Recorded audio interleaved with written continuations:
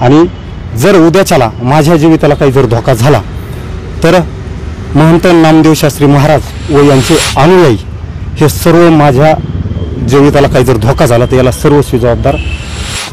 पूर्वी महंत नामदेव महाराज शास्त्री यांची टीव्हीवरती प्रतिक्रिया पाहून एक प्रतिक्रिया दिली होती, संविधानिक मार्गाने त्या ठिकाणी प्रतिक्रिया दिली होती, परंतु ती प्रतिक्रिया ज्यावेळेस प्रसारमाध्यमांच्या समोर आली त्यावेळेस मात्र महाराष्ट्रभरातून महंत नामदेव महाराज शास्त्री यांचे अनुयायांचे फोन यायला लागले की तुम्ही शास्त्रींच्या विरोधात बोलतात, तुमची तेवढी लायकी आहे का, तुमची कुवत आहे का, तुम्हाला बघतोत मारतोत, अशा प्रचंड जीवे मारण्याच्या धमक्या दिल्या। मग ज्या अनोन नंबरवरून मला फोन आले, मला प्रचंड मानसिक त्रास झाला।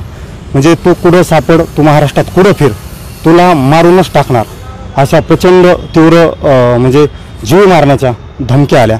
मी आज अशी रितसर तक्रार दाखल केली, जी मोबाईल नंबरवरून आली, जी व्हिडिओ रेकॉर्डिंग आली, ती रेकॉर्डिंग मी रितसर इथं SP ऑफिसला जोडून दिलेली आहे। आणि जर उद्याच्याला माझ्या जीविताला काही जर धोका झाला तर महंत नामदेव शास्त्री महाराज व यांचे अनुयायी हे सर्व माझ्या जीविताला काही जर धोका झाला तर याला सर्वस्वी जबाबदार नामदेव महाराज शास्त्री राहतील। नेमकं कशामुळे धमकी देतात आणि हे धमकी देण्याचा उद्देश काय आहे, कोणत्या शब्दामध्ये धमक्या देतात? तुझ्यात तुझी लायकी आहे का, तुला बघतो, तू किती क्वालिटी आहे, तू त्यांच्या बरोबरची उंची आहे का, ते किती मोठे, तुम्ही किती, म्हणजे ते वाटेल ते शिवीगाळ, एकदम नीच खालच्या स्तराची शिवीगाळ, ते मी इथं सांगू सुद्धा शकत नाही।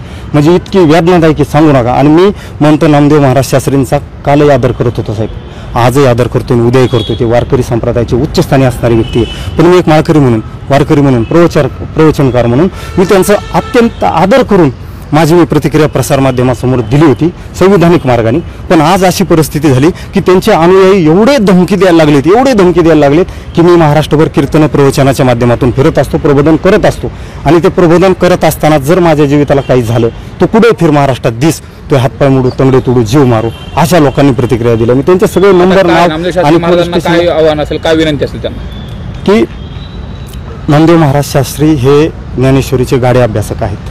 आमच्या वारकरी संप्रदायाच्या जे काही कीर्तनकार आहेत, माळकरी आहेत, वारकरी आहेत, यांचे एक ते आदर्श आहेत आणि त्यांचा विचार ज्ञानेश्वरी बाबतीत एकदम चांगला आहे। परंतु त्यांनी त्या अनुयायांना किंवा महाराष्ट्रातील वारकऱ्यांच्या ज्या भावना दुखावलेल्या आहेत त्या भावना संदर्भात त्यांनी नक्कीच एखाद्या म्हणजे अप्रत्यक्षपणे वेगवेगळे मतं मानणं हे योग्य नाही। त्यांनी तुमच्या बाबतीत काय केलं पाहिजे, अनुयायाला आवरलं पाहिजे? नक्कीच त्यांनी ते महंत म्हणून त्यांनी नक्कीच सांगितलं पाहिजे की एक वारकरी संप्रदायातले झांजे महाराज यांनी जी मी प्रतिक्रिया दिली ती संविधानिक दिलेली आहे, आणि जर मी चुकीची दिली असली, संविधानिक नसली, तर रितसर कायद्याच्या मार्गाने माझ्यावरती रितसर गुन्हे दाखल करावेत त्यांच्या अनुयायांनी। मी त्याला विरोध केलेला नाही।